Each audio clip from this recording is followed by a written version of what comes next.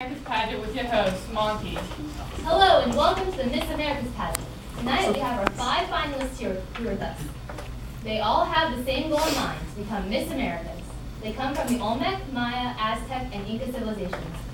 And we all be answering some questions that give us a better insight to who they are, what their cultural background is. Among the early civilizations of the Americas are the Olmecs and Mesoamerica. I wish all the contestants the best of luck, and let's get this contest started. First and foremost, our lively contestant, almost as bright as the tropical Atlantic coast, Olivia Olmec. Oh, Monty, you're too kind. It's a pleasure to be here tonight.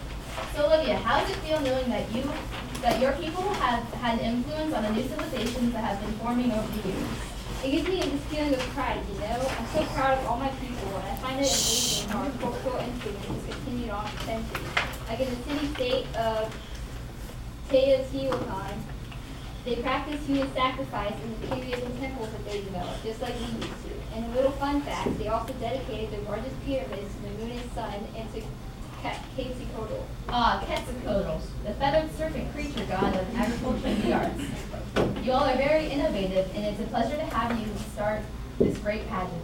Tell us more about your civilization. Well, we use irrigation and drainage canals for agriculture, along with the use of chinampas, which increase agricultural yields and also develop better irrigation. Long story short, we're really awesome, and we really did change the Americas. I'd like to think it's a big achievement. That's all the questions we have for you this round. Thank you for being here today, and I wish you best of luck during the competition. And next, I'd like to welcome the fabulous Maya to our stage. Welcome, Maya. Hello, Monty. Thank you for having me here tonight. So, Maya, what was your life like as a child? It was good. In the Mayan Empire, we invented a calendar, and we just so happened to stop documenting the years. So naturally, people assumed it was the end of the world. You know, normal stuff. So, what was home like for you as a child? Oh, it was huge, with cities that grew around a ceremonial center. It also had several temples built on pyramids, with public plazas and ball game courts. Temple architecture reflected the cosmology of the heavens, the human world, and the underworld. Plus, there were majestic buildings that served as a residence and offices of presidents and priests. Each city was the religious and political center of the territory that was under his control. So, Maya, what would you say your religious side is like? My people tended to have many gods for many things, and often sacrificed each other in their names. They would choose this person based off if they wanted a game, and they would treat it like kings for a bit, and then sacrifice it. When do you say things started going downhill for your people? There was no single cause to my people's decline, but several of them were the fact that we had overused the land, disease, the empire split off, and there was environmental pressure caused by the overpopulation. It was quite terrible. Well, thank you, Maya. Good luck in the next round. And we're back with the enchanting and pugnacious, the great Mesoamerican Avias test.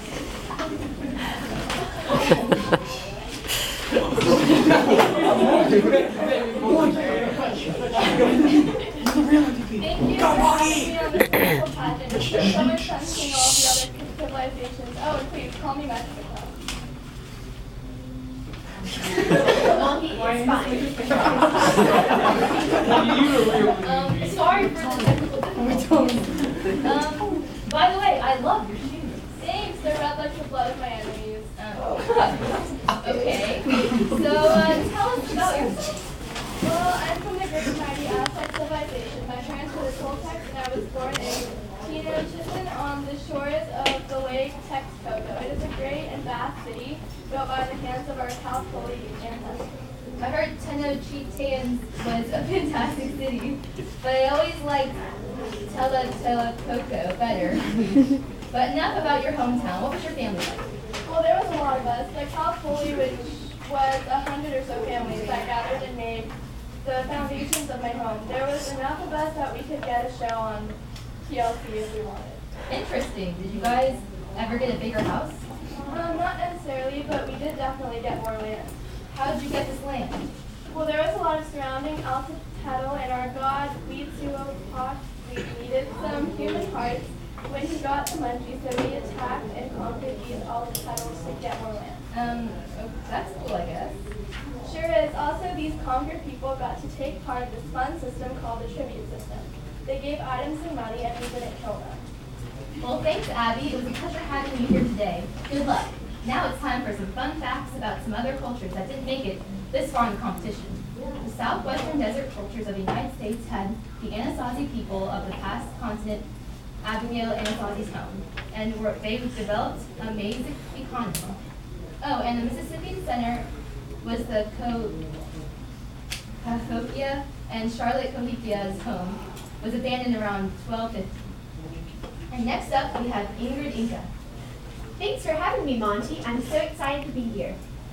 So first off, tell us a little about yourself. Well, I'm from the Inca Empire, the most powerful Andean empire in the world.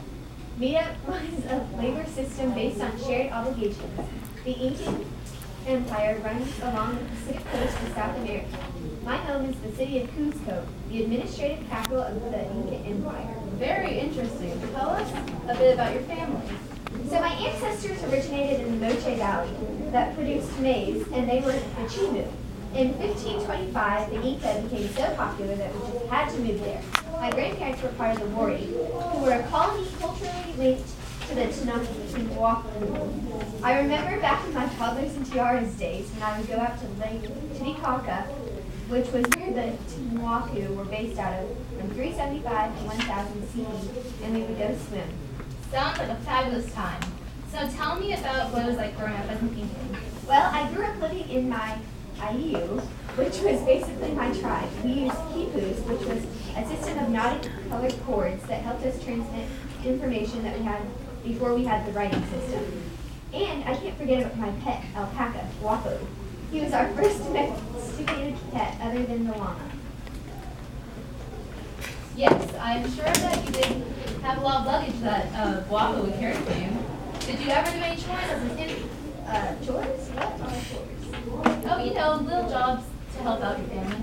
Oh yeah, no, I didn't really do dirt.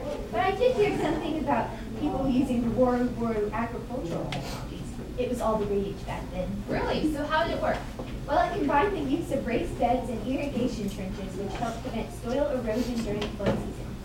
Oh, how interesting. So what are some parts of the Incan imperial bureaucracy? Ah yes, the Incan imperial bureaucracy. The Incan Empire was governed by nobles from the capital, who kept the vast empire under control. Well, that sounds just great. Thank you all so much for doing this for this year's Miss America's pageant. Best of luck to you, to all you ladies in your next round of competition. That is all the time we have for tonight, folks. I hope you will tune in for the next round of Miss America's pageant. I'm your host, Monty. Have a great night.